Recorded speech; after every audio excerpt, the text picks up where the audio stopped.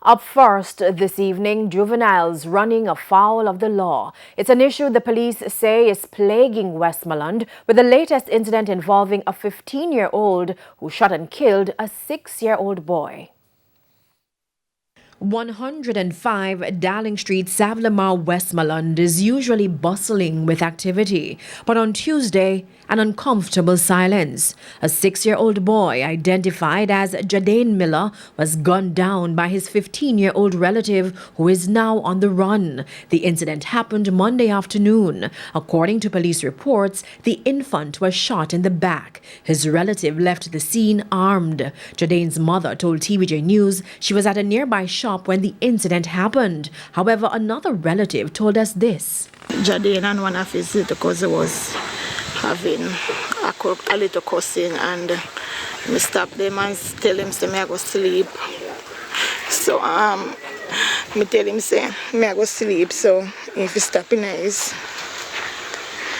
When me lay down and I go sleep, me hear one gunshot.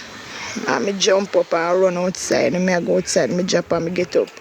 And me look, me see me auntie run and come down and say Jadane dead. The 6-year-old was pronounced dead at the Savlamar Hospital. Persons close to the family say the 15-year-old is a high school dropout. His father is a farmer, and no one knows the whereabouts of his mother. According to the people, he is responsible for himself. It's an all too familiar tale for many underage youth in Westmoreland. Head of operations for the Westmoreland Police Division, DSP Adrian Hamilton, says in most instances they turn to a life of crime. Since the start of 2021, 17 juveniles have been charged for major crimes, ranging from abduction, rape, grievous sexual assault, assault at common law, and illegal possession of firearms and ammunition.